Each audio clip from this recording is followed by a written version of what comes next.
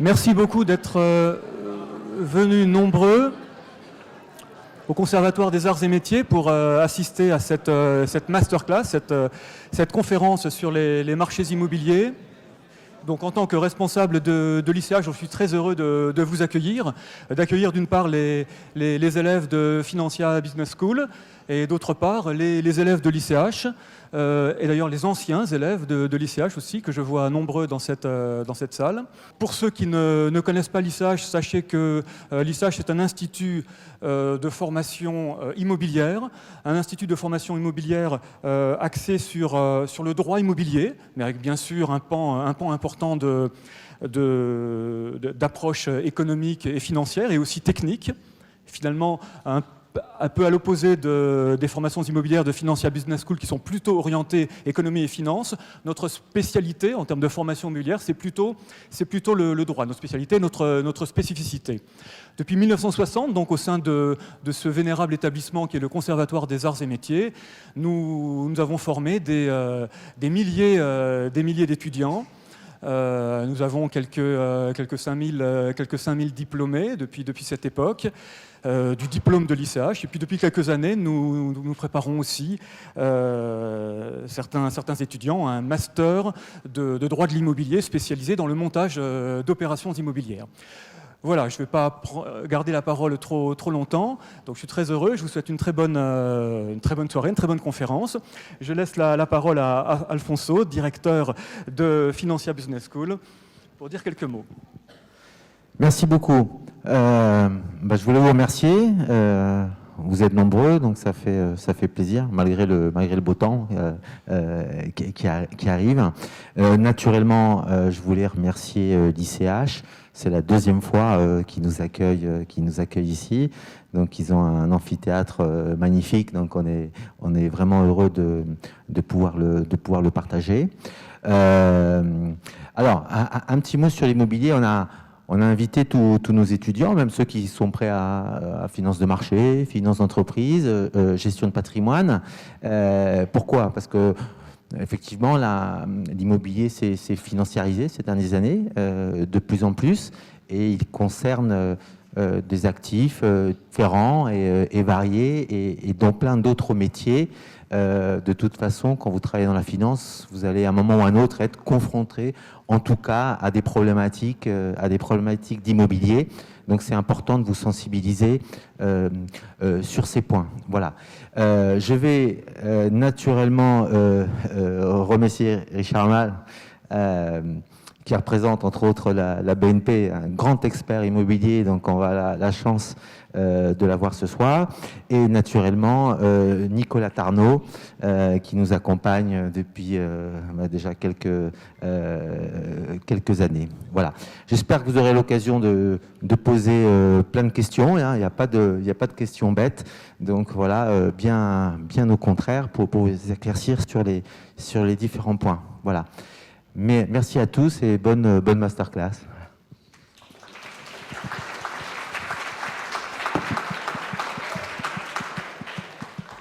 Bonsoir à tous. Bonsoir Richard. Bonsoir. Donc on est très heureux de vous accueillir dans ce magnifique amphithéâtre. Nous allons essayer de ne pas avoir trop de torticolis parce que c'est vrai que la pente est raide devant nous, donc on va essayer d'être attentif par rapport à ça. En tout cas, je voudrais vraiment remercier encore une fois Gilles Godefrin et toute l'équipe de l'ICH, du CNAM, d'avoir permis à ce que cette masterclass puisse se dérouler ce soir dans de bonnes conditions. Donc merci Gilles Godefrin.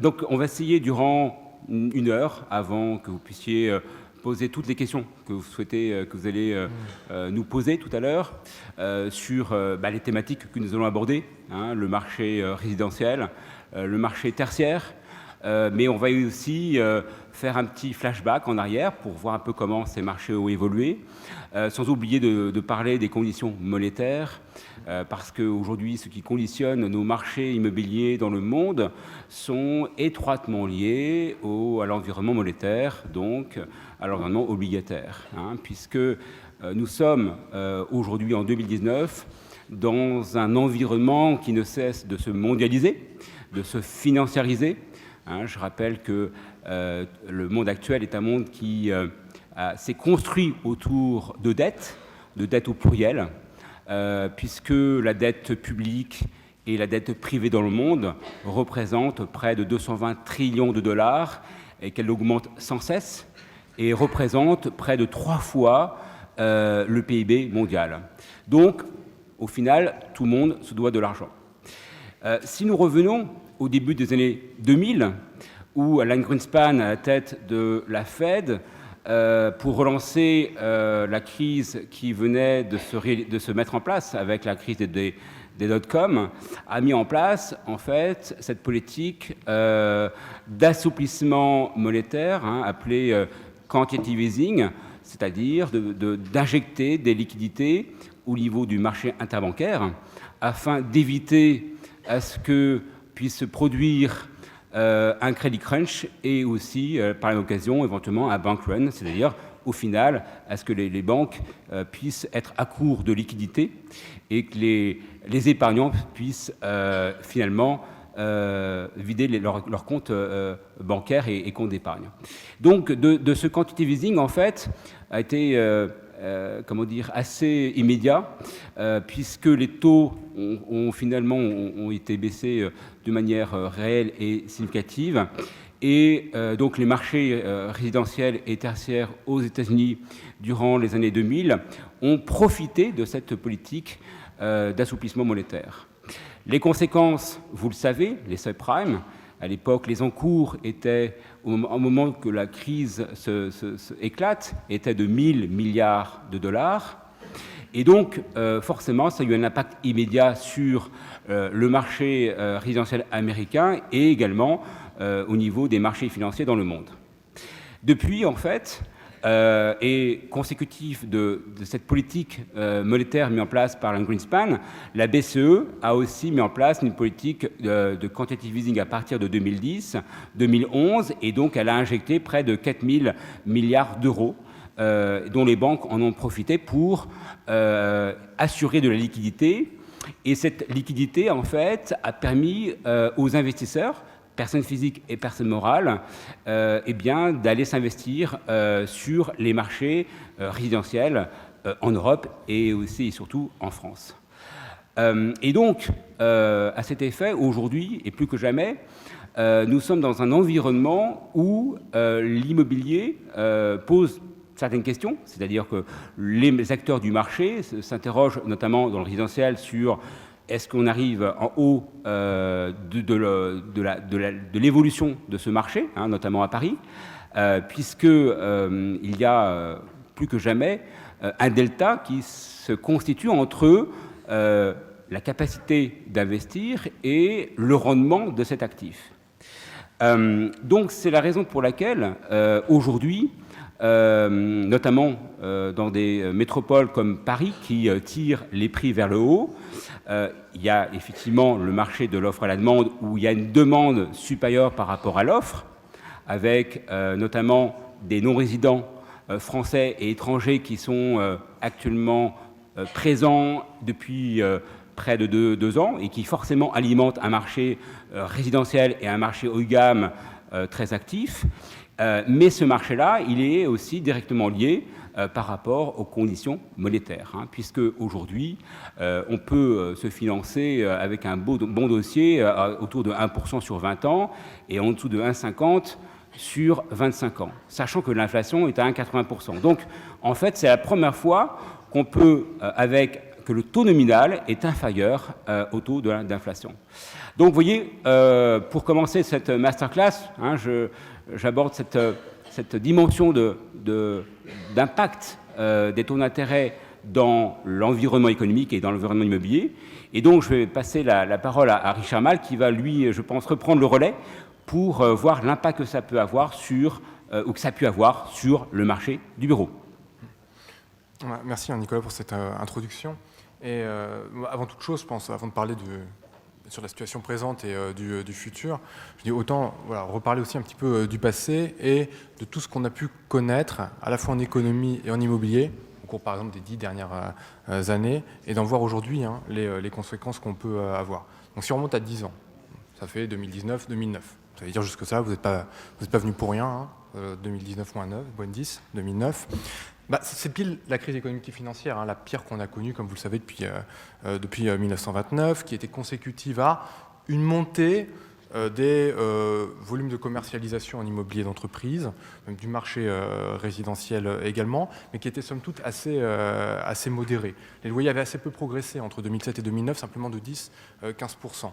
Qu'est-ce qui s'est passé après? Ce choc très externe, hein, à nos marchés immobiliers, qui attaque ces marchés. Récession de la plus grande ampleur qu'on ait connue, hein, 2008-2009, recul du PIB de l'ordre de moins 3,5%. Encore une fois, on n'avait jamais connu ça depuis la crise de 29, comme vous le savez. Les marchés se sont retournés, notamment le marché de l'investissement. Le marché de l'investissement, alors moi, je suis arrivé sur le marché, je vous raconte un peu ma vie, hein, tant qu'on est là, en 2006-2007. 2007, c'était l'année des volumes investis très record. Hein. C'était vraiment une fête, hein, une folie un peu sur le marché de l'intermédiation, notamment en immobilier d'entreprise. 31 milliards d'euros avaient été investis, bien plus que tous les précédents records qui avaient été enregistrés. De 2007 à 2009, ces volumes investis se sont retrouvés divisés par 4. 32, on est arrivé à 15-16 en 2009. Et puis après, 2010, un an après, simplement 8-9 milliards d'euros. Donc division par 4 des volumes investis, forcément avec un impact très très fort sur l'immobilier commercial, premier élément. Par contre, deuxième élément, marché utilisateur qui était beaucoup plus résistant. Les volumes de transactions locatives, hein, ont, quant à eux, diminué de simplement 25-30%. Je dis simplement parce que ce n'est pas la division par 4, hein, le moins 75% qu'on a pour les volumes investis. Les loyers, eux, n'ont baissé que de 10%. C'est pas aberrant, on pouvait attendre plus, mais il n'avait pas trop progressé entre 2005 et 2007. Voilà pour la situation. La crise de 2009, elle a été rapide. Voilà, elle n'a pas duré longtemps, quelques trimestres, 4 ou 5 trimestres. Par contre, très intense. Après, l'économie s'est vite redressée. 2010-2011, on a tout de suite connu des niveaux de croissance de l'ordre de 1,5-2%. Après, le problème, hein, que soulevait Nicolas, on a eu cette crise des dettes souveraines, qui a été en Europe, qui, elle, a été finalement beaucoup plus vicieuse, hein, puisqu'elle nous a amené à un ralentissement très net des économies de 2011 à 2015, avec notamment des taux de croissance du PIB en France qu'on a eu sous les 1%. Qu'est-ce que ça a généré? Des pertes d'emplois. 2012-2013 a été des années de perte d'emploi en Ile-de-France, si bien que le point bas de l'emploi était atteint en 2012-2013 et non pas en 2009. Hein. On avait perdu 450 000 postes de travail. Cette crise des dettes souveraines, vous le savez, hein, bien entendu, elle a engendré, hein, pour la compenser plus ou moins, la sauver plus ou moins, cette politique de quantitative easing, hein, qui a été annoncée, etc., et qui a intervenu de manière plus intensive en 2015. Baisse des taux financiers, de manière extrêmement drastique. Hein. Juste pour mémoire, en 2010-2011, l'OAT 10 ans, hein, le rendement obligataire à 10 ans, il était à 4%. Aujourd'hui, et depuis quelques mois, on est à 0,3-0,4% de taux OAT 10 ans. Et ça a engendré, depuis 4 ou 5 ans, finalement des plus-values en capital. Forcément, puisque baisse des taux financiers, baisse des taux de rendement obligataire, a engendré, hein, cette baisse des taux prime et moyens immobiliers, alors avec un certain retard, décalage, des différentes intensités pour certains marchés, et finalement a engendré des plus-values en capital assez faciles pour les investisseurs. Moi, j'ai vu pas mal d'actifs, hein, entre 2012 et 2016-2017 se vendre 3 fois. C'est des choses qu'on ne voit pas forcément dans un cycle normal où les actifs mettent plus de temps à arriver à maturité. Mais via la baisse des taux, le pire des asset managers faisait de la plus-value en capital et a su créer de la performance, alors que dans le même temps, le marché utilisateur, lui, n'a pas été très bon, n'a pas enregistré d'extrêmement bonnes performances. Le taux de vacances, hein, de bureaux en Ile-de-France, pour parler du marché tertiaire, il a été à 7% de 2010 à 2015. Il a bien diminué depuis 2-3 ans, il a atteint 5,5%. Les loyers n'ont pas tant que ça progressé depuis 5 ans, hormis dans Paris intramuros. Et donc là, on se retrouve, hein, dans une situation où on a engendré de bonnes plus-values en capital sans faire grand-chose, grâce à la baisse des taux, et où le sous-jacent locatif, les plus-values en capital via les loyers, n'ont pas encore apparu de manière significative, ou alors dans des endroits très marqués. Donc voilà, si on peut situer, hein, le passé dans son ensemble, à la fois d'un point de vue économique et d'un point de vue commercial. Et donc, effectivement, tu parlais et tu évoquais la relation entre l'emploi et le marché du bureau. Hein. Il y a vraiment un facteur, notamment sur Paris et surtout le versant Paris-Ouest et la Défense, et puis d'autres zones en Ile-de-France, hein, où dès lors que les entreprises sont en croissance, hein, je parle des grandes entreprises, embauchent, là on voit bien cette réactivité hein, de la part des utilisateurs de prendre davantage de superficie. Parce que, encore une fois, le marché n'est pas extensible. On peut avoir de la vacance, mais elle peut aussi se réduire de façon assez rapide. Hein. Je crois que le cas de la Défense est un exemple assez parlant, hein, puisque depuis le Brexit, on a vu taux de vacances qui était autour de 8-9% hein, à la Défense, qui a baissé, qui a été divisé, je crois, par 2 en relativement peu de temps, parce que il y a un effet psychologique, c'est-à-dire que dès lors qu'on a une grande entreprise qui va prendre davantage de surface, et bien d'autres regardent également ce que fait cet acteur. Et puis, encore une fois, lorsqu'il n'y a plus de bureaux disponibles, il faut attendre de nouveaux projets ou attendre des départs. Ça nécessite du temps, puisqu'il y a souvent besoin de rénovation, donc il y a souvent 2-3 ans. Et c'est ce qui s'est passé, c'est ce qui se passe actuellement. Hein. Les acteurs qui n'ont pas été assez réactifs aujourd'hui hein, le payent, hein, puisqu'ils doivent attendre de nouveaux projets. Et puis il y a effectivement les conséquences du Brexit, où même si pour le moment on ne peut pas dire qu'une ville soit détachée par rapport à une autre, hein, néanmoins Paris a attiré certains desks de banques étrangères, mais là aussi, ça a un impact, puisque quand on a plusieurs centaines de collaborateurs qui prennent plusieurs plateaux à la Défense ou des immeubles prime, ça a un impact immédiat sur le marché et un impact également psychologique. Hein. Je ne sais pas ce que tu en penses. Oui, tout à fait. Non, on a la Défense actuellement vit de très bons moments. Hein, et c'est un marché assez particulier. On en parle beaucoup, hein, forcément, c'est un marché phare, le premier hein, secteur d'affaires tertiaires. Pourtant, en termes de parc, ce n'est pas extrêmement élevé. Hein. Pour vous donner un ordre d'idée, hein, le parc à la Défense, il est à 100 000 m² près, il a 4 millions de mètres carrés. Et 4 millions de mètres carrés, c'est petit dans la galaxie francilienne, puisque le parc francilien, il est entre 53 et 54 millions de mètres carrés. Donc moins d'un dixième, hein, c'est la Défense, on en parle beaucoup. C'est un des marchés, enfin c'est même le marché, je pense, le plus cyclique hein, en Ile-de-France, lorsqu'on regarde les courbes de loyer et de taux. Il a eu, pour reprendre quand je parlais de la crise de 2008-2009, il n'a pas connu de retournement, le marché de la Défense, entre 2008 et 2009.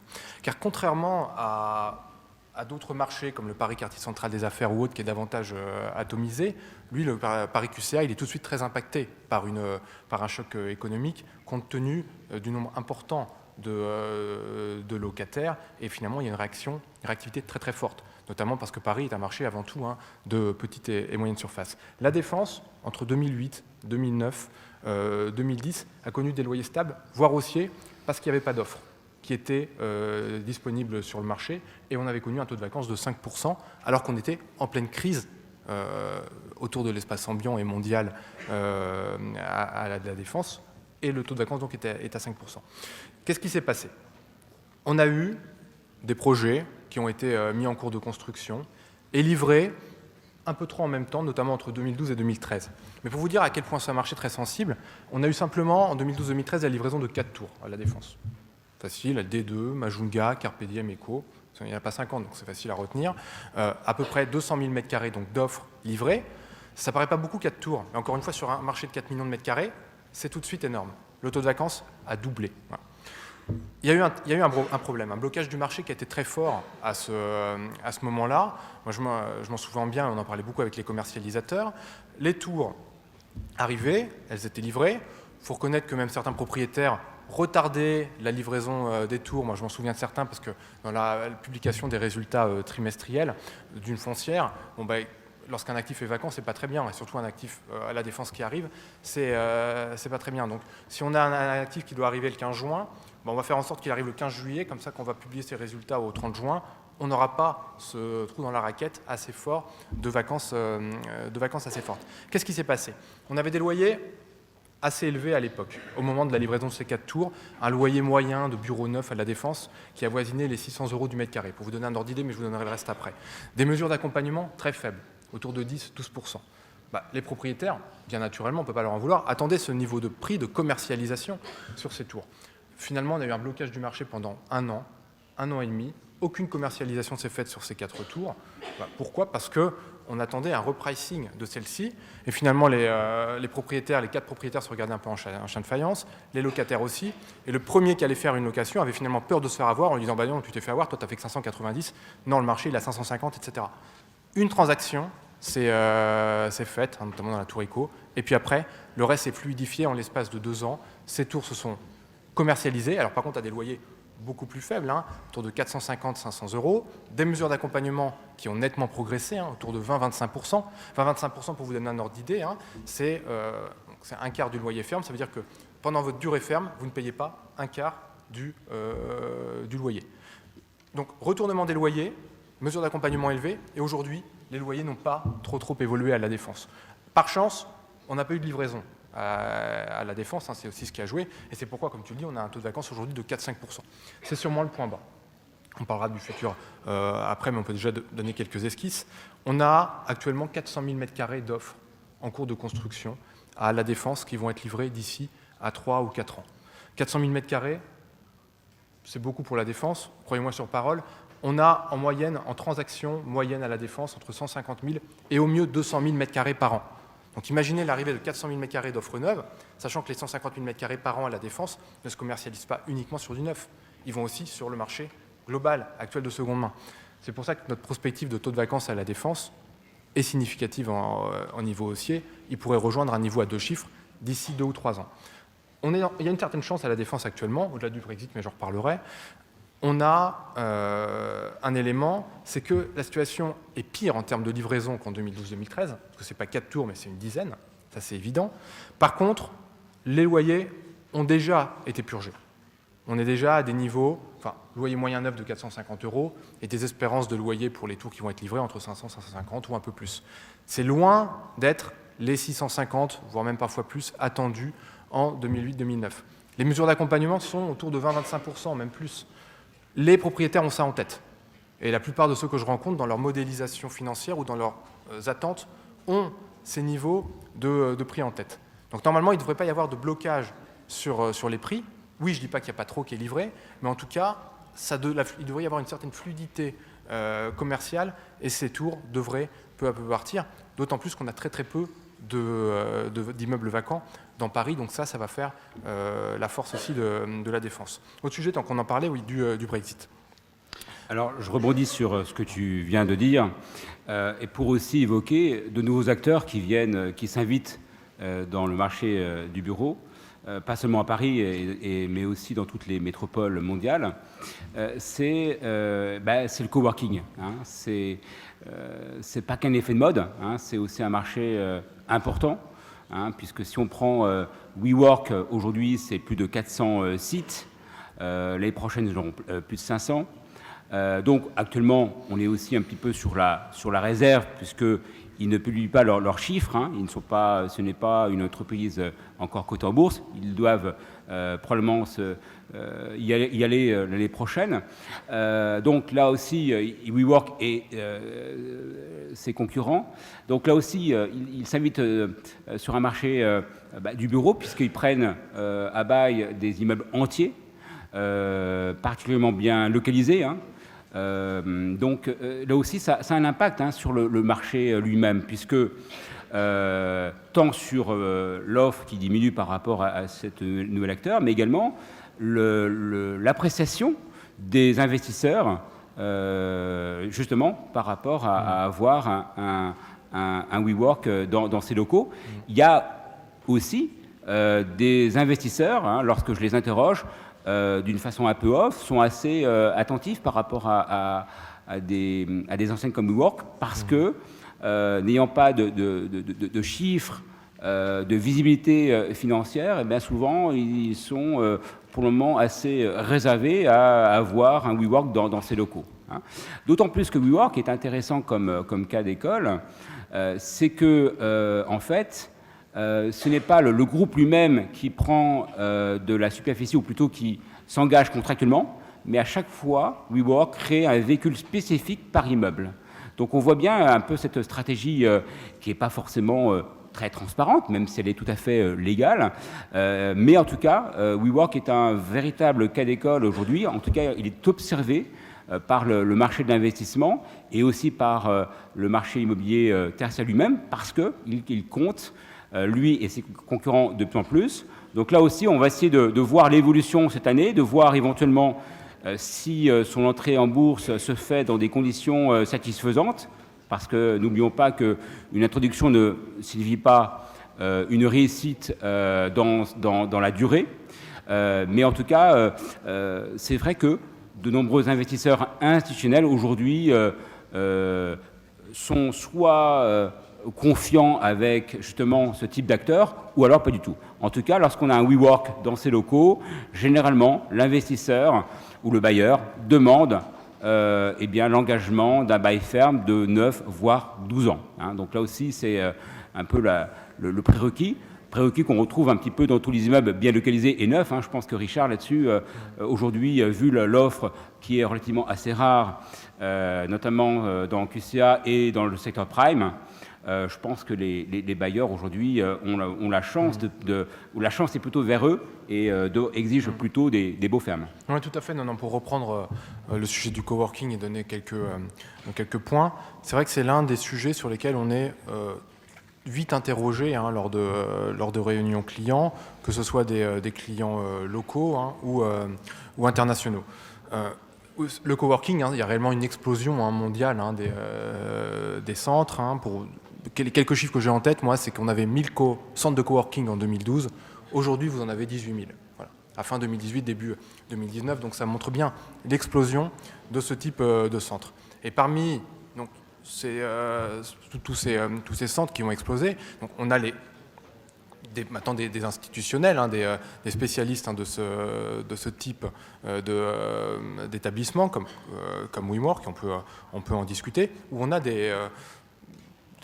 plus des locaux, des privés qui ont leur établissement ou quelques établissements de coworking, mais qui n'ont pas déjà cet effet marque. Alors il y a des avantages et des inconvénients à ça. L'avantage de ces grosses marques comme WeWork, c'est déjà leur couverture internationale et leur facilité finalement à travailler avec des entreprises corporate. Là, pour WeWork, en gros, je n'ai pas 100% les chiffres, mais c'est quasiment du 50-50 en termes de locataires ou de clients WeWork, des corporates, donc des grandes entreprises qui vont louer des stations de travail pour 3 mois, 6 mois ou plus, puis après des freelancers, des freelances, oui, des toutes petites PME, PMI ou des indépendants. Donc ils jouent vraiment sur ces deux tableaux, 50-50, grâce notamment à leur effet marque et leur couverture internationale de manière à créer des contrats corporate mondiaux. Il y a forcément des points d'alerte sur un établissement comme WeWork ou encore d'autres espaces de coworking. Reprenons cette société-là. Lorsqu'on regarde les taux de vacances ou les taux d'occupation des centres, notamment en France ou ailleurs, ils sont aujourd'hui extrêmement rassurants. Leur taux d'occupation qu'ils affichent est à plus de 90%. Et quand je dis affiche, ce n'est pas du tout pour mettre un bémol à ce qui est communiqué, puisque c'est réellement vrai. J'ai pu les rencontrer, aller même chez eux, voir leur tableau de chiffres ou financiers. C'est absolument pas trafiqué. On est réellement sur des niveaux d'occupation de l'ordre de 90% en Europe. Il y a des taux d'occupation un petit peu plus faibles. Hors de l'Europe, ça sera de l'Amérique du Sud ou du Moyen-Orient, Asie, là où on peut voir des choses à 70-80%. Néanmoins, alors, il y a le sujet d'introduction en bourse, etc. Ils ont un sujet aujourd'hui de déficit. Ils ne font pas de marge. Ils ne sont pas encore gagnants dans leur business model, ce qui peut poser forcément certaines questions. Alors aujourd'hui, ils ont de forts travaux d'investissement. Lorsqu'ils louent un bien, ils le retransforment totalement et ils ont un coût d'entrée qui est relativement important pour ce type d'établissement. C'est le premier élément. Mais la contrepartie, et c'est ça aussi qui peut poser question, c'est que lorsqu'ils louent un dépôt de 9 ou 12 ans ferme, on a cet effet franchise. La première année, voire même aussi la deuxième année, ils ne la payent pas. C'est du zéro. Donc même sans payer de loyer, il y a aujourd'hui un sujet en termes de performance. Moi, j'ai souvent l'habitude, alors ça peut être un peu hâtif, mais bon, ça vaut ce que ça vaut, d'être rassurant en tout cas pour les immeubles en propriété de ces investisseurs lorsqu'on a un tel locataire en place, puisque la plupart des immeubles loués par ce type de coworker, ce sont des immeubles neufs, extrêmement bien placés, dans des rues prime, de Paris, quartier central des affaires, ou juste à côté. Là, actuellement, on a un taux de vacances de 1 ou 2%. C'est-à-dire qu'en gros, en d'autres termes, si cet immeuble venait à se vider demain, il serait loué dans les 3 mois sans aucune difficulté. Donc le risque aujourd'hui, pour l'investisseur, il peut y avoir un risque de non-paiement et de faillite, etc. Comme vous le savez, on a beau prendre un bail ferme, si on fait faillite, bon, après, ça sera forcément remis en cause. Néanmoins, la localisation de ces actifs permet d'être quand même extrêmement rassurant sur le caractère pérenne de ces investissements. Un autre truc quand même qu'on peut voir pour essayer de faire une analyse comparative de ces établissements de coworking qui louent assez cher, en contrepartie de relouer des petits espaces de travail un à un. Lorsqu'on regarde, comme ce qu'on peut faire par exemple dans le commerce, le taux d'effort de ces centres de coworking. Je définirais un taux d'effort comme le loyer qu'ils payent, à plein, pas mesure d'accompagnement, le loyer qu'ils payent divisé par leur chiffre d'affaires potentiel. Donc le loyer qu'ils payent, c'est facile, c'est le loyer de marché, c'est le loyer quand on entre dans les locaux. Le chiffre d'affaires potentiel à plein, pour moi c'est quoi ? C'est le nombre d'espaces de travail proposés fois le prix par poste. Ça c'est quelque chose de quasi public. Lorsqu'on fait simplement ce ratio, on est à des niveaux de 40%. En Ile-de-France, en Irlande, etc. Ça veut dire quoi ? Ça veut dire qu'il faut que l'immeuble soit rempli à 40% pour payer le loyer. Alors après, il y a bien sûr d'autres charges qui viennent ensuite, etc. Ça ne veut pas dire que l'espace est rentable à partir de 40. Mais en analyse comparative, on peut quand même remarquer que ce taux d'effort est plus faible dans d'autres pays, d'autres villes, comme à Londres. On est plutôt à 30%. Ou comme en Allemagne, à Berlin ou autre, on est plutôt qu'à 25-30%. Pourquoi ? Parce que les loyers sont bien plus modérés en Allemagne, 3 à 4 fois moins chers, alors que le prix de ces espaces de coworking, lui, n'est pas 3 ou 4 fois moins cher. Vous connaissez le pouvoir d'achat allemand, il n'est pas 3 ou 4 fois moins cher que le nôtre et les entreprises non plus. Donc finalement, s'il pouvait y avoir un sujet établissement par établissement en termes de difficulté de rentabilité, pays par pays, en fonction de ces statistiques de taux d'effort, on peut voir ceux qui résisteront le mieux. Et pour l'instant, de ce que je vois, c'est l'Allemagne et c'est également le Royaume-Uni qui semble avoir un taux d'effort plus modéré.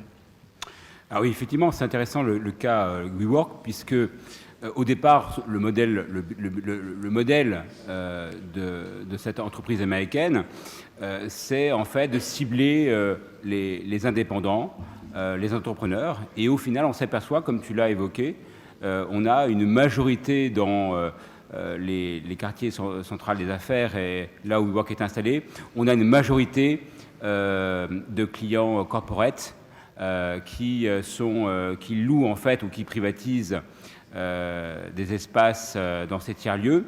Et donc ça, c'est tout à fait intéressant de voir comment en fait ce modèle a évolué en fait par rapport au projet initial.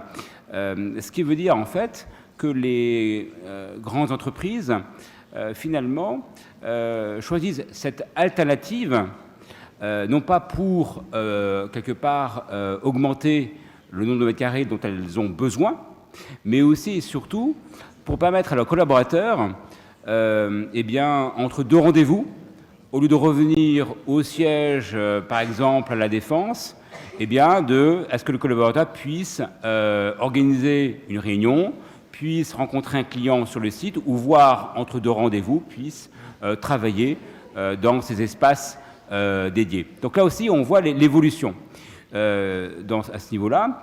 On retrouve cette évolution liée par rapport aux avancées technologiques. C'est l'économie du partage.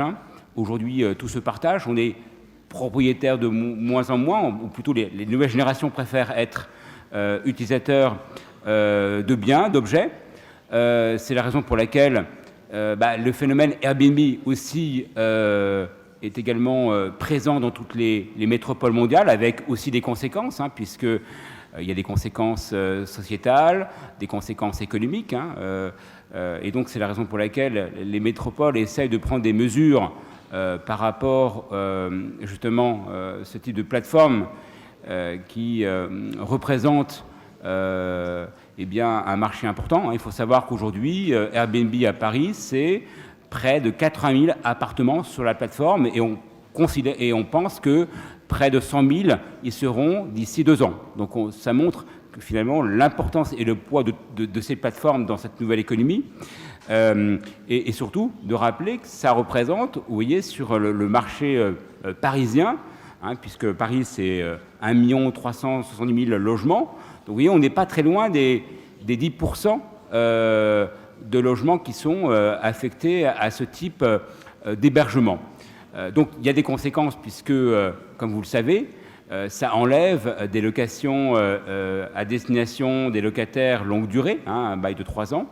Et puis ça a aussi un impact au niveau des prix immobiliers, puisque dans le centre de Paris, si vous avez un studio dont vous le louez nu entre 1 000 et 1 200 euros, vous pouvez le mettre sur la plateforme et obtenir des revenus locatifs qui peuvent être multipliés par 3 ou 4. Donc là aussi, il y a des conséquences au niveau du marché immobilier, puisque si on se réfère sur la valeur locative et la valeur vénale, forcément, ça a un impact sur le marché haussier de ces logements, même s'ils ne respectent pas forcément le cadre réglementaire. Pour revenir juste sur le marché résidentiel parisien, c'est un marché qui est vraiment hétérogène. Paris, c'est 100 km². Si on prend Paris et la proche couronne, c'est près de 2,5 fois plus petit que Londres. Donc là aussi, c'est à prendre en compte. Paris est une ville extrêmement dense, hein, puisque nous avons 22 000 habitants au kilomètre carré. Donc ça veut dire peu d'espace au niveau du foncier pour notamment développer de nouveaux projets, même si prochainement une tour va avoir lieu, hein, donc là aussi un développement vertical. Mais encore une fois, la densification ne passe pas forcément par de la verticalité. Pourquoi ? Parce que plus on construit haut, plus il y a un impact au niveau géographique, mais surtout, plus le coût de construction et d'utilisation devient cher. Autrement dit, aujourd'hui, certains interpellent les pouvoirs publics pour se dire finalement, est-ce qu'on ne pourrait pas envisager des tours résidentielles dans Paris ou autour de Paris, comme c'est le cas à Manhattan. En fait, c'est une vraie question. Néanmoins, nous savons que le coût d'utilisation pour les locataires ou les futurs propriétaires de ce type de tour, en fait, eh bien, ne permettrait pas à des classes moyennes et même supérieures de pouvoir occuper ce type de programme. Donc là, il y a aussi de vraies questions. Hein, parce que si on fait référence au tour résidentiel de Manhattan, il faut savoir que le prix du mètre carré est surtout, dans la plupart des cas, aujourd'hui supérieur à 20 000 euros le mètre carré, et qu'il y a des charges qui sont très importantes. Autrement dit, pour un 100 mètres carrés, par exemple, les charges de copropriété d'une tour à Manhattan peuvent dépasser aisément 8 à 10 000 euros par mois et par appartement, hein, pour un 100 mètres carrés. Donc on voit bien, finalement, que des projets qui peuvent trouver forme à l'étranger, en France, ou plutôt à Paris, seraient difficilement commercialisables. Hein. Donc c'est pour ça que c'est intéressant de benchmarker, ou plutôt d'intégrer, de voir ce qui se passe à l'étranger, pour voir ce qui est possible de faire. En tout cas, il y a un vrai sujet sur le développement de Paris, puisque aujourd'hui, Paris va bientôt dépasser les 10 000 euros du mètre carré. Hein. Si on se réfère sur la progression des prix, sur l'évolution en 20 ans, les prix ont été multipliés par 4. Autrement dit, en 1999, l'appartement qui vous coûtait, par exemple, 200 000 euros, aujourd'hui, il vaut 800 000 euros. Hein ? Et si je reviens un peu plus en arrière, et là, je pense que ça va un peu vous réveiller. En 1983, vous auriez investi 50 000 euros dans un appartement à Levallois-Perret. D'accord ? Eh bien, aujourd'hui, 35 ans, 36 ans plus tard, ce même appartement vaut 20 fois plus. Hein ? Donc on voit bien l'évolution du capital immobilier, l'évolution du capital financier, et même si aujourd'hui nous ne sommes plus dans des périodes dites inflationnistes comme c'était le cas durant les années 70 et 80, aujourd'hui on voit bien une décorrélation entre le salaire médian et l'évolution de ces classes d'actifs immobiliers et financiers.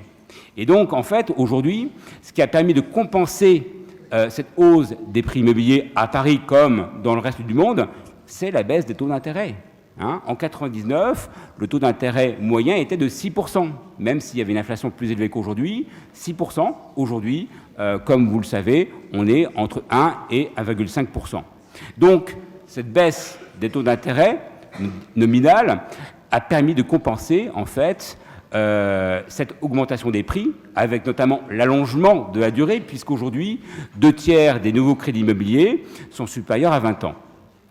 Peut-être que demain, nous allons revoir, comme c'était le cas durant les années 2000, comme en Espagne, où les banques espagnoles proposaient des crédits sur 40 ans. Donc, vous voyez, toutes choses égales par ailleurs, en fait, aujourd'hui, on atteint un certain niveau au niveau des taux d'intérêt. Donc, ce qui veut dire que, globalement, sur l'évolution des prix, par rapport à un historique des 10 dernières années, en fait, c'est uniquement la rareté de l'offre par rapport à la demande qui, finalement, fixe le prix. Et donc, aujourd'hui, à Paris, depuis 10 ans, nous avons eu moins de 500 nouveaux logements construits dans le secteur libre.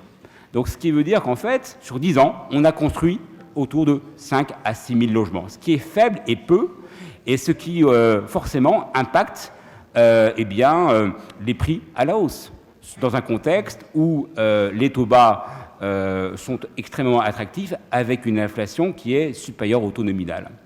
Donc ça, c'est le premier point. Deuxièmement, Paris est une métropole, une ville-monde. Aujourd'hui, il y a une concurrence sur un marché dit de standing, puisque, paradoxalement, l'augmentation du nombre de millionnaires augmente à 2 chiffres chaque année. En 2019, dans le monde, il y a 18 millions de personnes qui ont plus de 1 million de dollars au-delà de leur résidence principale. Et cette augmentation vient aussi et surtout des pays asiatiques et de l'Inde. Où va se placer cet excédent financier, en fait? Elle va en Amérique du Nord et elle va aussi en Europe. Conséquence du Brexit. Comme vous le savez, la livre a décroché par rapport à l'euro, et même si, pour le moment, il y a encore beaucoup de questions par rapport aux conséquences du Brexit sur à la fois les applications, les conséquences entre Bruxelles et l'Angleterre. Néanmoins, ce qu'on constate, notamment sur le marché résidentiel haut de gamme à Paris, il y a eu effectivement un transfert d'expatriés qui reviennent sur la place de Paris pour diversifier leurs actifs sur des montants entre 2 et 4 millions d'euros. Au-delà, on voit arriver, depuis un an, des non-résidents étrangers qui diversifient leurs avoirs et trouvent que Paris reste une très bonne affaire, ou plutôt reste extrêmement attractif en termes de prix. Aujourd'hui, quand vous savez qu'à Manhattan, il y a plus de 500 000 ultra-riches, que les nouveaux programmes immobiliers avoisinent entre 80 000 et 120 000 euros le mètre carré, forcément, même si 25 000 euros le mètre carré dans le 6e arrondissement peut paraître élevé pour la plupart des Français, pour cette population étrangère, ça reste attractif. Et même si, comme vous le savez, l'impôt sur la fortune immobilière demeure présent, qui représente au bas mot 1% du capital immobilier net, c'est à peu près le même niveau que vous payez notamment aux États-Unis comme taxe foncière. Il faut savoir que lorsque vous achetez, par exemple, aussi bien à Los Angeles, à New York ou San Francisco, un appartement de 10 millions d'euros ou de dollars, vous payez chaque année 100 000 euros ou 100 000 dollars de taxe foncière et elle évolue chaque année. Et aussi, je rappelle que la plupart des immeubles de standing qui sont localisés aussi bien à Manhattan comme à Miami ont énormément de services. Ce service a un coût et je vous le dis honnêtement, je vois apparaître des dossiers où un appartement de 300 mètres carrés peut très bien avoir 30 000 euros de charges mensuelles. Donc ça fait un coût annuel d'utilisation relativement élevé, mais qui est, entre guillemets, admis par cette population qu'on qualifie de UHNWI. Oui ? Cependant, on voit bien qu'à Londres, aujourd'hui, les prix sont en train de baisser. Est-ce qu'il y a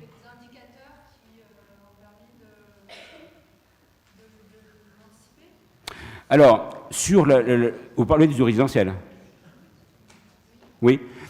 Sur résidentiel, en fait, Londres, il y a eu un effet d'incertitude.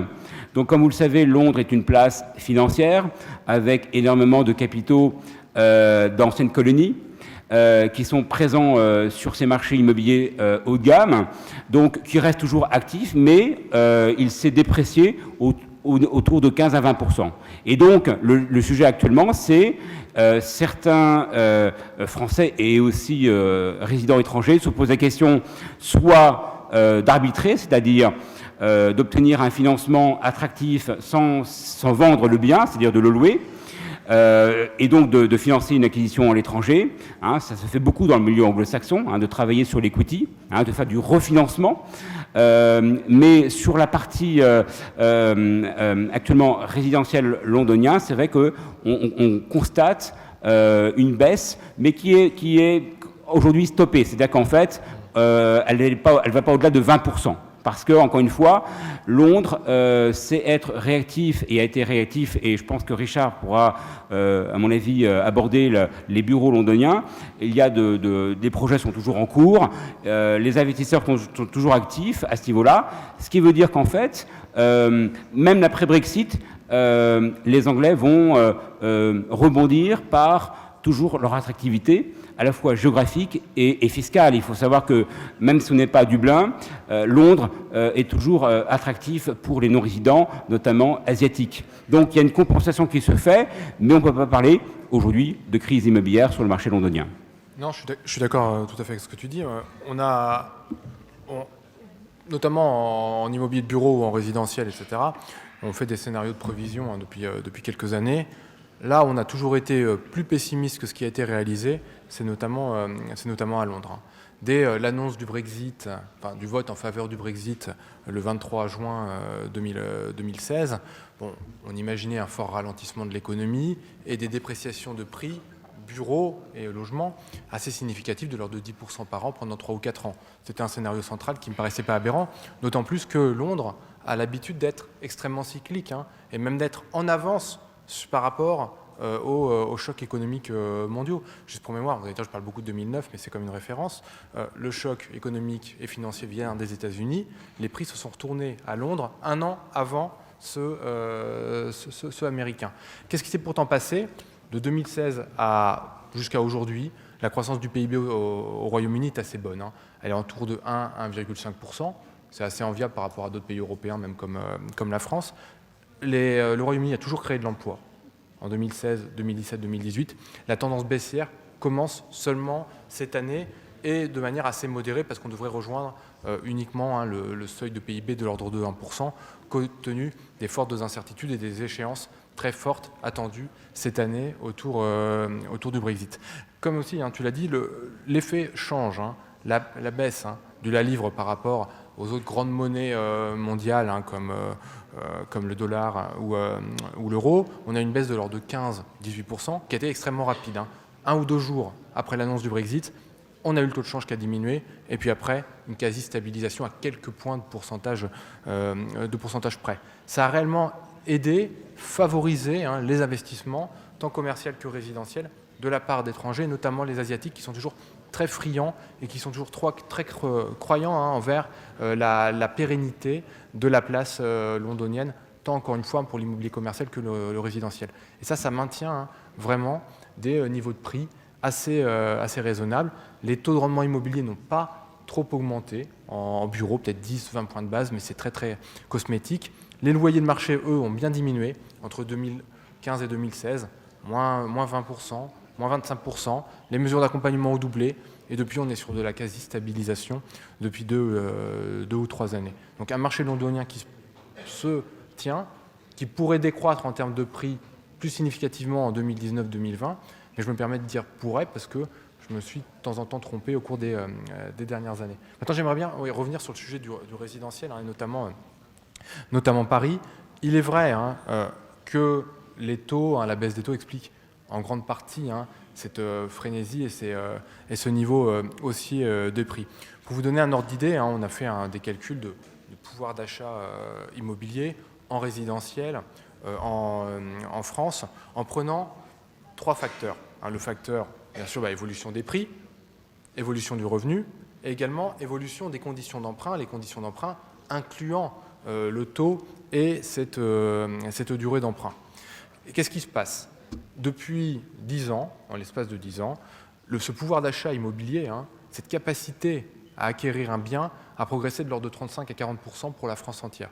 C'est-à-dire, en d'autres termes, on peut aujourd'hui acquérir 35-40% de plus en surface par rapport aux conditions d'il y a 10 ans. Comment l'expliquer? C'est l'effet taux, cette baisse des taux qui a été remarquable. Premier élément, parce que l'effet prix dans l'ensemble, France entière, après j'irai nuancer, France entière, les prix des logements ont augmenté de 8% seulement en 10 ans. Parce qu'il y a quand même une forte dichotomie et des fortes nuances, secteur par secteur, géographie par géographie en France. Parce que le plus 8% seulement en 10 ans, ce n'est pas ce qu'on a nous en tête. On a en tête des chiffres un peu plus importants lorsqu'on est dans les capitales régionales ou en Île-de-France. Le revenu des ménages, lui, a quasiment pas progressé. Le revenu par ménage, en l'espace de 10 ans, il a augmenté de 5,5%. Donc oui, ce n'est pas le revenu qui explique ça, c'est réellement les taux d'intérêt. Après, l'un des risques qu'on peut penser sur le marché immobilier résidentiel, ce serait quoi? Est-ce qu'on peut, simulons un choc économique, par exemple, donc forte décroissance du PIB, hausse du taux de chômage, etc. Bon, quelque chose qu'on a par contre vécu au cours des 20-30 dernières années. Dans ce cas-là, on n'a pas de trop forte baisse des prix à ce moment-là. En 2009-2010, on n'a eu que moins 10% de baisse des prix des logements en France. J'en souviens bien, j'étais content parce que je venais d'être en CDI, etc. Je me disais, c'est la crise, etc. Ça se trouve, je vais pouvoir faire des bonnes affaires. Pas tant que ça, moins 10%. L'année d'après, ça a repris plus 10%. Et puis après, il y a eu une envolée et ceux qui ont loupé le train ont du mal finalement à se raccrocher maintenant au wagon compte tenu de la hausse. Projetons-nous dans le futur. Donc c'est pour ça qu'un choc économique, j'ai du mal à voir une baisse forte des prix d'immobilier résidentiel, encore une fois, dans les secteurs recherchés, dans les régions en développement démographique et d'emploi. Les régions qui sont actuellement délaissées ou en démographie déclinante, là, on va aller sur des baisses structurelles de prix, on ne pourra rien y faire, hors contexte économique, taux d'intérêt, etc. C'est pourquoi la variable qui pourrait poser problème, gripper la machine, potentiellement, c'est cette hausse des taux d'intérêt. Mais là encore, si on fait le calcul, c'est assez simple. Vous voyez, vous avez des simulateurs de capacité d'emprunt sur Internet et autres, et puis si vous savez modéliser, vous pouvez le faire. Prenons, c'est quelques chiffres que j'ai en tête, la durée moyenne des emprunts en France. Je disais 20 ans, plus de 20 ans pour une certaine partie. En moyenne, c'est 18-19 ans, la durée moyenne des emprunts. Elle a un peu augmenté depuis 18 mois. Premier élément. Prenons le taux moyen actuel d'emprunt, 1,4% en moyenne pour la plupart des ménages en France. Imaginons que les taux d'intérêt de crédit augmentent. C'est des choses qu'on imagine depuis plusieurs années, mais ça ne vient pas. Mettons 100 points de base de plus, passons de 1,4 à 2,4. Et c'est assez sévère, et on y reviendra parce que la clé de voûte de la perspective de l'immobilier commercial et peut-être aussi résidentiel, c'est l'effet taux d'intérêt. Passer un taux de crédit immobilier qui passerait de 1,4 à 2,4 pour une durée de 18-19 ans, ça baisserait votre capacité d'emprunt de seulement 8%. Ça veut dire quoi? Ça veut dire que votre pouvoir d'achat immobilier baisserait de 8%. Et encore, je ne prends que la part emprunt. Je ne prends pas la part apport personnel, etc., qui, elle, pourrait progresser, tandis que le revenu des ménages pourrait aussi progresser au moment où le taux de crédit immobilier progresserait, parce qu'on ne va pas passer de 1,4 à 2,4 en l'espace de quelques années. Donc au pire, 100 points de base de plus, on perd 8% de pouvoir d'achat. Ça ne justifierait pas une crise immobilière ou avec un recul des prix dans Paris de moins 25, 30% ou plus. Donc cet indicateur-là me fait dire que si on est rationnel, c'est souvent le cas, ou en tout cas si on est irrationnel, c'est pas longtemps, et puis après on revient vite sur les fondamentaux, le niveau des prix actuels dans les principales métropoles régionales est réellement soutenable, et on peut encore tabler sur des perspectives de hausse des prix, peut-être un peu moins rapide, sûrement même que ce qu'on a actuellement, mais faire l'inflation, voire un peu plus, ça me paraît être un scénario central assez raisonnable, heureusement ou malheureusement pour certains ou du côté dans lequel on se situe. Alors, c'est vrai, tu as évoqué l'importance des taux d'intérêt. C'est vrai que, selon certaines études ces dernières années qui ont démontré effectivement la sensibilité du taux sur le pouvoir d'achat des ménages, il faut savoir quand même que aujourd'hui, lorsqu'on a une augmentation de 10 points de base en France, et on désolvabilise par tranche de 10 points de base 100 000 personnes. Autrement dit, au niveau des primo-accédants, entre autres, donc c'est un taux passé, par exemple, de 1,50 à 1,60 sur 20 ans, on désolvabilise automatiquement 100 000 emprunteurs. Et donc, soyons un peu fous et disons que les taux passeraient de 2 à 3%. Et bien là, on désolvabiliserait de facto 1 million de nouveaux emprunteurs. Donc il y a vraiment un impact immédiat et sensible entre le taux et le pouvoir d'achat, puisque comme tu l'as rappelé, le pouvoir d'achat moyen a peu évolué durant les 10 dernières années. Donc là aussi, attention à l'augmentation des taux, ce qui veut dire qu'en fait, en perdant 8 à 10% de pouvoir d'achat, ça veut dire que, comme tu l'as dit, on ne serait pas dans un scénario de crise immobilière, mais plutôt de correction autour de 8 et 10%, à peu près. Alors, il y a quand même des questions par rapport à ça, c'est-à-dire qu'aujourd'hui, s'il y a une crise, elle sera avant tout financière, et elle viendrait peut-être et probablement des États-Unis. La question aujourd'hui, personne commence un peu à en parler, d'une façon homéopathique, c'est les encours, notamment des crédits étudiants américains. Je vous rappelle que les subprimes ont éclaté à un moment où les encours étaient à 1 000 milliards de dollars. Aujourd'hui, en 2019, les encours des crédits étudiants américains a dépassé là les 1 600 milliards de dollars. Premier point. Deuxièmement, comme vous le savez, l'Amérique a construit son modèle sur le crédit. Les Américains ont aujourd'hui 13 trillions de dollars d'encours de crédit, immobilier, voitures, etc. Donc là aussi, il faut être attentif à cette évolution, à cet impact. Pourquoi ? Parce qu'aujourd'hui, comme vous voyez, les signaux sont relativement assez bons aux États-Unis. L'économie fonctionne.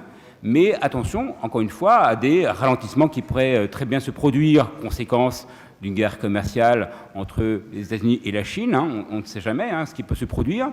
Donc, baisse des commandes, chômage en masse et forcément, conséquences au niveau du défaut de paiement des crédits de toutes sortes des Américains. Donc l'idée, c'est qu'en fait, se dire les conséquences de défaut de paiement des ménages américains qui pourraient avoir un impact sur le ou les marchés obligataires. Puisque les 1 600 milliards de dollars d'encours de crédit étudiant sont sur le marché obligataire, sont dans des véhicules où ils sont revendus à la fois sur le marché domestique, mais également sur le marché mondial. Donc là aussi, il faut être attentif par rapport à ça, parce que, encore une fois, l'effet domino peut avoir des conséquences, notamment sur les taux, l'évolution des taux, et sur une crise systémique qui pourrait avoir et se produire dans le domaine financier. Alors c'est vrai qu'aujourd'hui, les marchés immobiliers sont de moins en moins sensibles au marché actions. C'est ce qu'on constate depuis une vingtaine d'années. Autrefois, il y avait une corrélation qui était plus forte. Néanmoins, la sensibilité, ou plutôt la corrélation, elle est peut-être plus étroite avec le ou les marchés obligataires, parce que, encore une fois, les marchés obligataires conditionnent l'activité et la liquidité de ce marché, un marché où on retrouve de la dette hypothécaire et de toutes sortes de crédits. Donc là aussi, attention à ça, parce que là aussi, on peut avoir des conséquences sur des marchés immobiliers, notamment aux États-Unis. Donc là, il faudra être extrêmement surveillé. Richard l'a rappelé, les fondamentaux en France sont relativement assez bons. Nous avons une activité, ou plutôt une réglementation du crédit qui est totalement différente aux États-Unis. Ici, le risque, il est calculé sur la personne. Je parle au niveau du financement immobilier et du financement de la personne. Aux États-Unis, on finance avant tout l'actif. Donc le risque, il est plutôt porté entre l'apport personnel et l'évaluation de l'actif à financer. Donc le risque, il est différent. Et en plus, les taux d'intérêt sont beaucoup plus élevés aux États-Unis qu'ici. Ici, comme tu l'as rappelé, on peut se financer à 1,50% sur 20 ans. Là-bas, si on prend par exemple l'État de la Californie, un prêt immobilier à taux fixe sur 20 ans, on est autour de 4 à 4,5%. Donc on voit bien un différentiel de taux actuellement entre les États-Unis et la France. Là aussi, ce qu'il faut intégrer, c'est qu'aux États-Unis, au final, si on considère qu'il y a à peu près 70% de propriétaires de résidence principale. En réalité, il n'y en a que 30%. Le reste ont toujours un crédit immobilier en cours. Alors, la différence aussi avec nos marchés immobiliers, c'est qu'ici, nous n'avons pas de marché hypothécaire. Il y a un marché hypothécaire aux États-Unis, c'est ce qui fait la différence. Autrement dit, lorsque votre bien immobilier aujourd'hui a pris la valeur depuis quelques années, vous pouvez voir votre banque et vous refait un refinancement en quelques jours et vous obtenez du cash en contrepartie. Ou, tout simplement, vous avez un bien où il n'y a plus de crédit, vous pouvez jouer sur une hypothèque inversée et vous avez le cash en quelques jours. Donc on a vraiment une approche totalement différente au niveau du crédit et du crédit immobilier. C'est ce qui aussi a permis aux États-Unis, depuis près de 20 ans, eh bien de compenser la perte des revenus au niveau des middle class, des classes moyennes, par l'utilisation de l'actif immobilier à travers l'hypothèque rechargeable. Donc nous n'avons pas cet aspect-là en France, c'est ce qui nous différencie. C'est pour ça que s'il y a une crise, et ça sera forcément une crise du crédit, la France sera beaucoup moins impactée parce que les fondamentaux au niveau du risque emprunteur sont différents. Non mais tout à fait. Lorsqu'on parle des fondamentaux, notamment de l'économie française, je pense qu'on peut dire deux mots là-dessus ou même un peu plus. On a un ralentissement économique, effectivement, qui se met en place, mais je peux même parler du passé, qui s'est mis en place puisque le point haut de l'économie française et même européenne a été enregistré en 2017. 2017, le PIB qu'on a enregistré, c'est 2,3%. Ralentissement des enquêtes d'activité et effectif sur l'activité même dès 2018, où là on a enregistré un taux de croissance du PIB de 1,6%. Ça c'est le deuxième élément. Cette année, on attend, dans notre scénario central, là, une baisse de croissance, et on attend cette croissance du PIB qui pourra atteindre 1,3% pour 2019 et à peu près le même score pour 2020. Par effet d'acquis notamment, puisque le T3, T4 2018 a été relativement mauvais, le T1 2019 moyen également, d'où cette perspective assez solide de 1,2 et 1,3% de croissance du PIB en France. Ça, c'est la nouvelle un peu moins bonne. Nouvelle meilleure, c'est que ça se stabilise en termes de croissance, dans ce qu'on attend, et dans un scénario central. C'est-à-dire que l'économie européenne, France comprise, ne devrait pas continuer à décliner en termes de croissance du PIB. Il y a deux points assez positifs sur la France actuellement, c'est les créations d'emplois. Les créations d'emplois, l'année dernière, en emploi salarié privé, il y a eu 160 000 emplois en France métropolitaine qui ont été créés, pour vous donner un ordre d'idée. Au premier trimestre 2019, c'est des chiffres assez récents, les statistiques de l'emploi ont été très bonnes, ont même surprise le consensus, plus 65 000 emplois créés. Donc vous vous rendez compte, 65 000 en un trimestre, à comparer à 160 000 emplois créés en 2018, ça veut dire qu'il n'est pas trop compliqué, normalement, de créer autant d'emplois cette année que l'année dernière. Donc on a un marché de l'emploi qui devrait être assez vigoureux, donc on attend au moins autant de création d'emplois. Et lorsqu'on regarde les enquêtes Pôle emploi, alors je n'ai pas trop l'habitude de les utiliser, mais là je suis allé vraiment élément par élément, je les trouve assez solides. Qu'est-ce qu'on voit? Lorsqu'on interroge les entreprises, elles répondent qu'elles sont prêtes, elles cherchent en tout cas pour 2019, et c'est une interrogation qui est assez récente, c'est en avril dernier, 2,7 millions de postes qu'elles souhaiteraient embaucher. Alors 2,7 millions, ce n'est pas des créations nettes, c'est également des remplacements, etc. Néanmoins, les 2/3 sont apparemment considérés comme de la nouvelle activité, et les 2/3 pourraient être sur des durées longues de contrat, CDI à 40%, 20-25% pour des CDD de plus de 6 mois, etc. Je ne vous dis pas qu'il y a 2,5 millions d'emplois qui va être créés, fois 2/3, 1,5 million, c'est pas ce que je veux dire.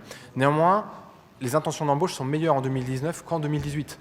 C'est assez particulier d'avoir des intentions d'embauche meilleures en 2019 qu'en 2018, alors qu'on a eu ce ralentissement de l'économie. Donc ce point-là permet, de mon point de vue, de conforter cette perspective d'emploi, encore une fois, qui devrait être stable ou meilleure en termes de création cette année que l'année dernière. Et ça va aider, ça va conforter ce pouvoir d'achat des ménages en France, qui là aussi est attendu en augmentation assez significative. Cette année, on attend une augmentation du pouvoir d'achat de l'ordre de 2,5% pour 2019, compte tenu des aides en termes d'imposition, d'effets sur les salaires, relèvement des minima sociaux, etc. On attend donc ce choc de 2,5% de plus en pouvoir d'achat. Ça serait un point haut jamais atteint depuis 2007. On peut aussi parler de la crise des Gilets jaunes. Ça a été quand même une aide, parce que ça a permis de débloquer ou d'avancer certaines mesures fiscales. Et donc finalement, ça va contribuer à ce choc positif de pouvoir d'achat, même si au niveau immobilier commercial pour certaines rues ou artères parisiennes, ça a été un peu plus compliqué avec le flux passant qu'on a pu avoir certains samedis et qui dure encore, même si celui-ci se réduit. Mais voilà pour le contexte dans l'ensemble de croissance qui est attendu pas si mauvais que ça, alors pour l'économie européenne dans l'ensemble, pour la France, pour un cas particulier. Prenons même le cas de l'Allemagne. L'Allemagne devrait enregistrer une croissance assez faible cette année, entre 0,5 et 0,7%, à comparer à plus de 1% l'année dernière. Mais on attend un rebond dès l'année prochaine. Donc n'ayons pas un scénario en tête, en tout cas central, je vous propose, de l'économie qui ne fait que de ralentir d'année en année. Ayons plutôt un sentiment de stabilisation vers une croissance potentielle, certes plus modérée pour les prochaines années que les dernières, mais on a déjà plus ou moins atterri hors choc externe, comme celui que tu soulignes, pour les États-Unis. Et je pense que ce n'est pas inintéressant de souligner ça aussi, c'est que les principaux risques, parce qu'on peut se tromper dans la prévision, ça je le conçois, il y a 6 mois ou 1 an, le principal risque qu'on avait, c'était le Brexit. En fonction des négociations autour du Brexit, ça aurait pu inverser notre tendance d'attente de croissance du PIB. On avait en deuxième élément le cas italien, qui a inquiété aussi les économies européennes avec de très fortes tensions qu'on a eues au mois de mai-juin 2018. Troisième élément, les taux obligataires, cette remontée potentielle des taux obligataires, et ça aussi on peut en parler plus longuement.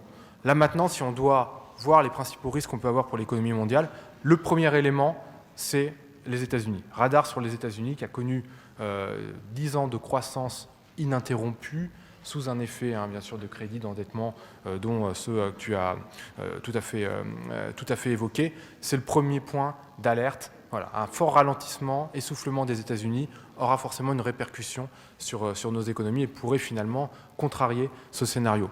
Le Brexit, on le met en deuxième position. Les taux, on le met encore en troisième position. Autre élément aussi qui a fortement été révisé dans notre scénario économique, c'est cette croissance des taux longs. Pour vous donner un ordre d'idée, et là quand je dis notre scénario, on peut même parler du consensus des économistes. Quand je parle de consensus des économistes, c'est on prend en compte la plupart des forecasters des institutions économiques, pays par pays, et on a ce qu'on appelle le consensus forecast qui relève les prévisions de ces instituts tous les mois. Et 2 fois par an, on leur demande, dont BNP, leur perspective à 5 ou 10 ans de hausse des taux d'intérêt. Il y a 6 mois, le taux AT 10 ans était attendu dans 5 ans, pour vous donner un ordre d'idée, à 2,7%. Aujourd'hui, lorsqu'on interroge le consensus forecast, on n'attend plus qu'une remontée de l'OAT 10 ans à 1,6%. 100 points de base de moins attendus en termes de hausse en l'espace de 3 ou 6 mois. Ça veut dire que peu à peu, les économistes commencent à avoir l'idée d'une potentielle, certes remontée des taux, mais extrêmement modérée, et qu'on peut finalement petit à petit oublier le sacro-saint critère qui disait que finalement les taux longs, OAT 10 ans ou autres, doivent être égales à la croissance du PIB plus l'inflation. Ou en d'autres termes, une croissance du PIB à 1,5, une inflation à 1,5, 1,5 plus 1,5, 3%. Le taux cible d'OAT 10 ans à 3% commence peu à peu à disparaître dans ces forecasters.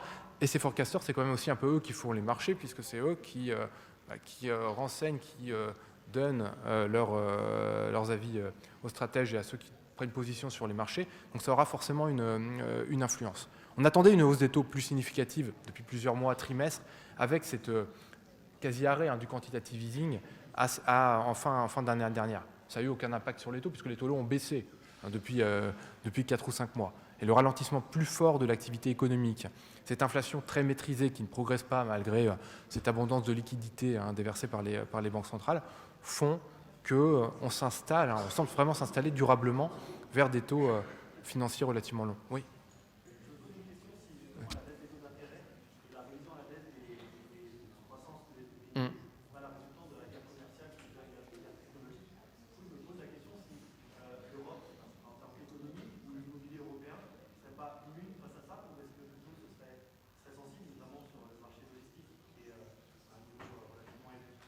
Sur le sujet des... Alors, un élément de réponse qui n'est pas...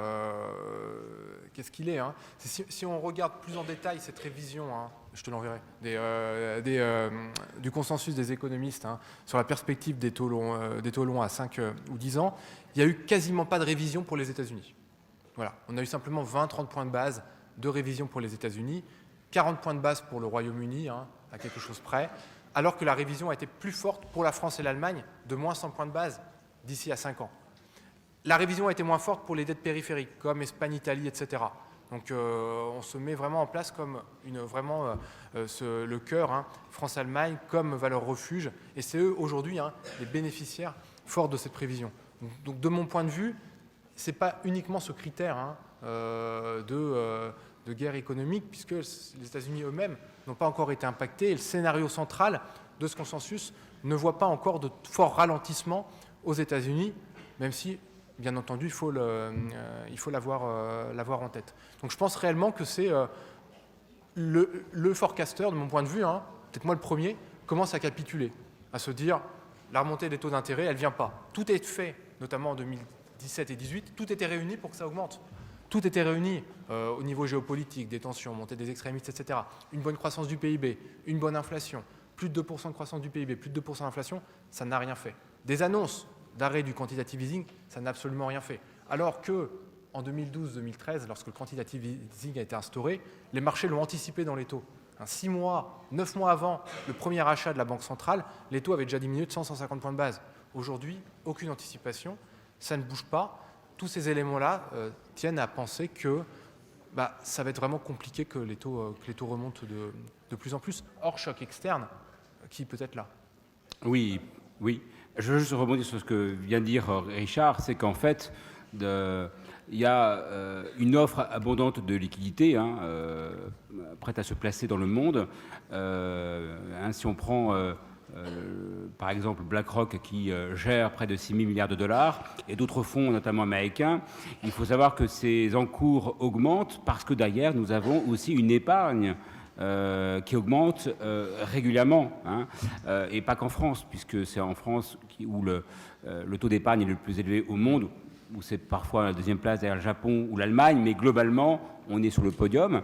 Mais l'épargne mondiale augmente puisque la population mondiale vieillit. Donc, ce qui veut dire que toutes ces liquidités vont se placer sur des produits monétaires, sur des produits sécures, sur des dettes souveraines. Et donc, forcément, ça alimente une liquidité de plus en plus importante et qui fait que finalement, même avec l'arrêt du QE, il y a une compensation qui s'est faite par le relais, notamment, de l'épargne mondiale qui ne cesse d'augmenter. Ça, c'est le premier point. Deuxièmement, concernant la France, au niveau immobilier, c'est intéressant à l'intégrer et à le prendre en compte, c'est qu'à horizon 2060, c'est-à-dire dans 40 ans, près de 8 millions de personnes auront plus de 80 ans et il y aura plus de 200 000 centenaires. Donc la France n'est pas un cas isolé sur l'échiquier international des pays industrialisés. Donc on a une population qui vieillit. On va avoir besoin de 7 millions de nouveaux logements à horizon 2040. Donc, ce qui veut dire qu'en fait, on est face devant nous à de véritables chantiers auxquels on n'est pas forcément préparé. On a aussi une population étudiante qui va augmenter dans les prochaines décennies. Donc, vous voyez, tous ces facteurs vont contribuer à alimenter et impacter les marchés immobiliers, notamment des métropoles régionales et parisiens, mais aussi, il ne faut pas l'oublier, qu'il y a des points d'interrogation, puisque aujourd'hui, nous n'avons pas de visibilité quant à l'évolution de la fiscalité, notamment sur les plus-values immobilières qui pourraient éventuellement impacter la résidence principale.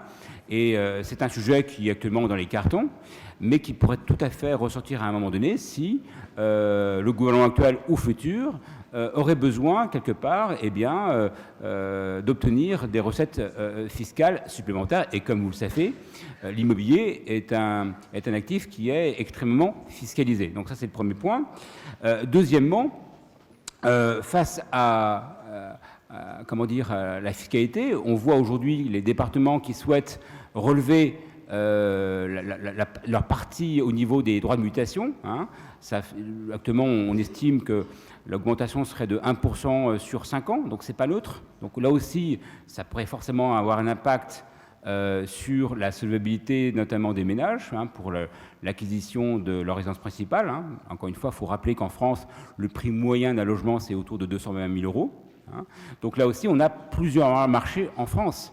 On a des marchés dans les zones rurales, on a un marché en périphérie et on a le cœur des villes ou les centres-villes des métropoles dynamiques qui aujourd'hui attirent plus que jamais une clientèle urbaine solvable et une clientèle de seniors, hein, puisqu'aujourd'hui les seniors font partie intégrante du paysage immobilier. Hein. Les seniors ont plus de 700 milliards d'euros d'actifs immobiliers. Hein. Ça ne prend pas en compte leur épargne financière, donc là aussi il faut l'intégrer.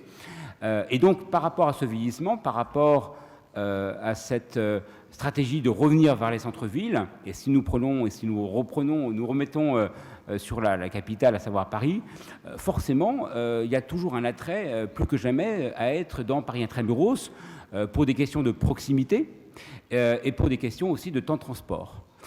C'est pas pour rien que Ikea, qui s'est installé à la Madeleine, qui actuellement est un laboratoire pour l'enseigne, vient en centre-ville, quelque part à proximité d'une clientèle qui a du pouvoir d'achat.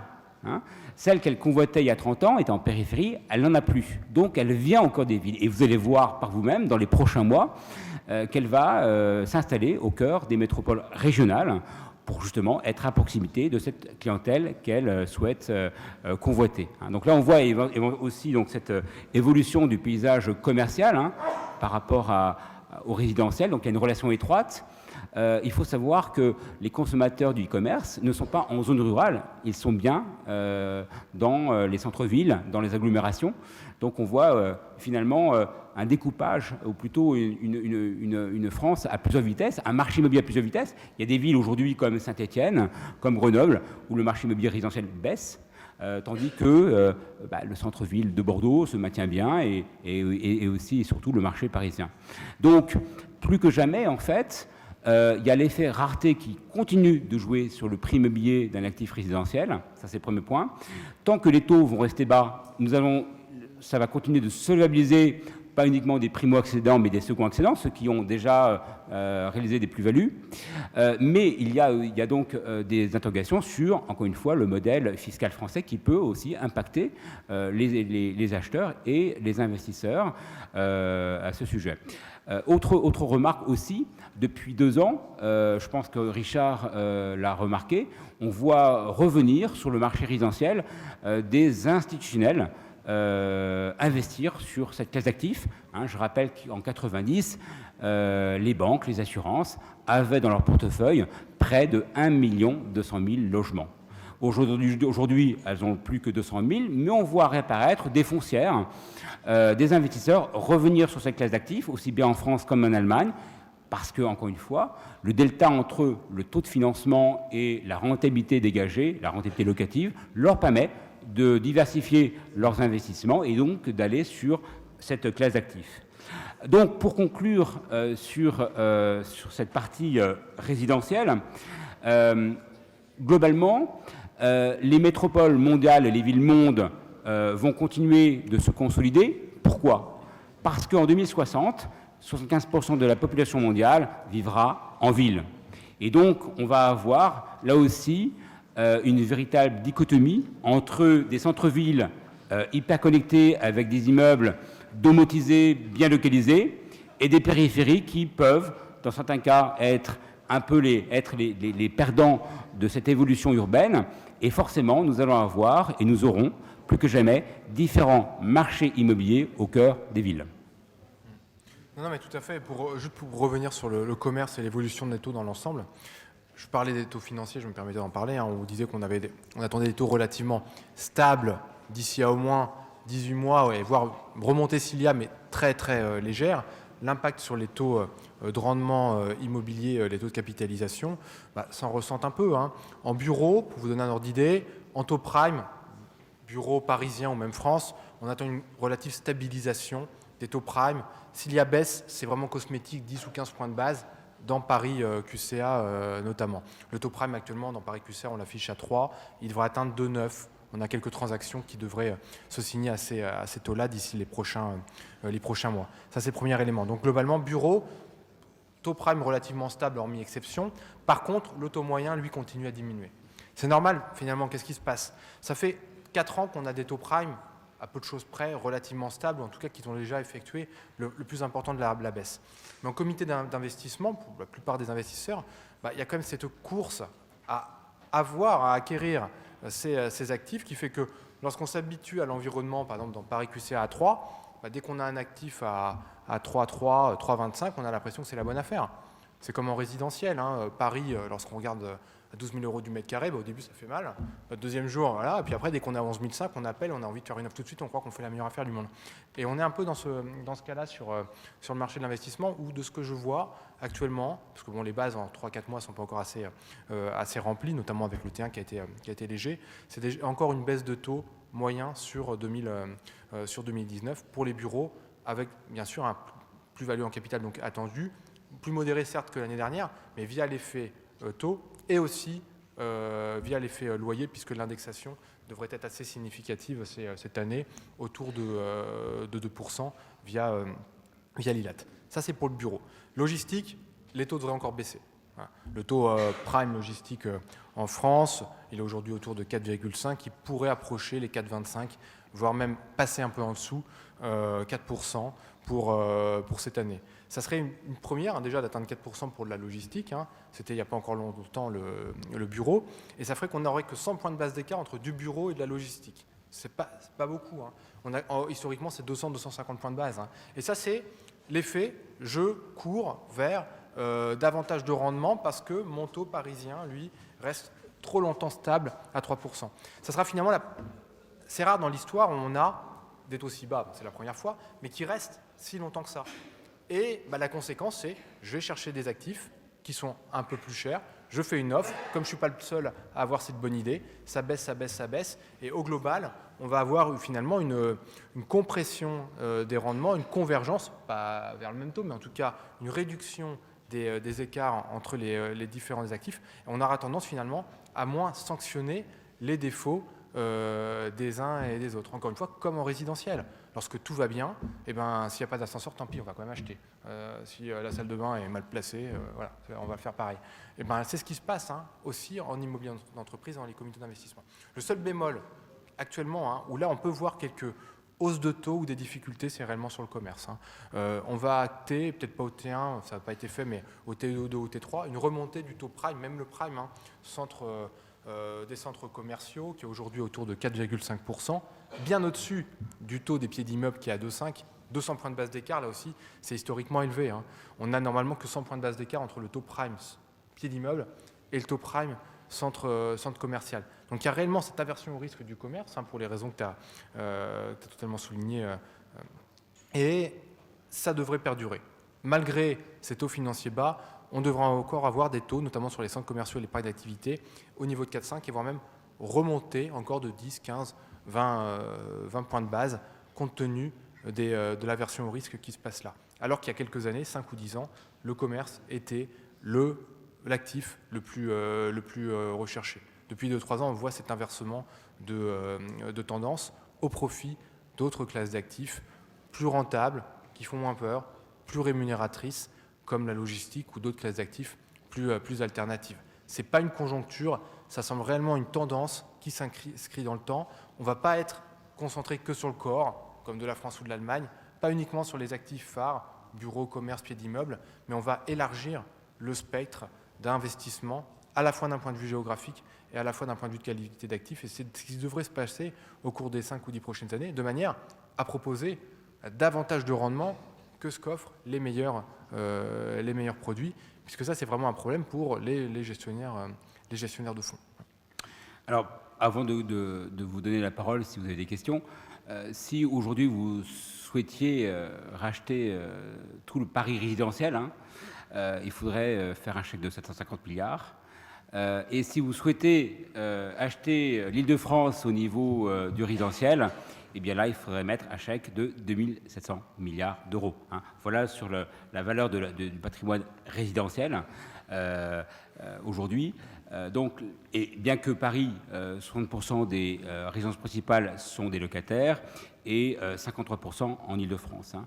Ce chiffre-là n'évolue pas beaucoup puisque, encore une fois, la clientèle, vu les prix, notamment la population millénium et reste le locataire ou colocataire.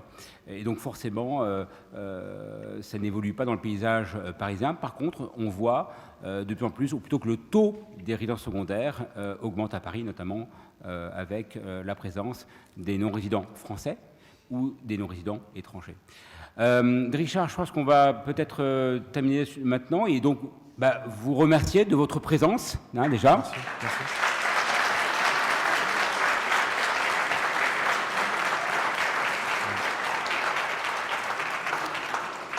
Nous avons des micros. Est-ce que vous avez des questions à nous poser, à Richard et à moi, hein, sur ce que nous avons évoqué durant cette heure passée, hein, sur le marché, les marchés, sur éventuellement des sujets qui peuvent vous interpeller. Est-ce qu'il y a des questions ou pas? Bon, en tout cas, merci beaucoup d'être venu et passez une très bonne soirée.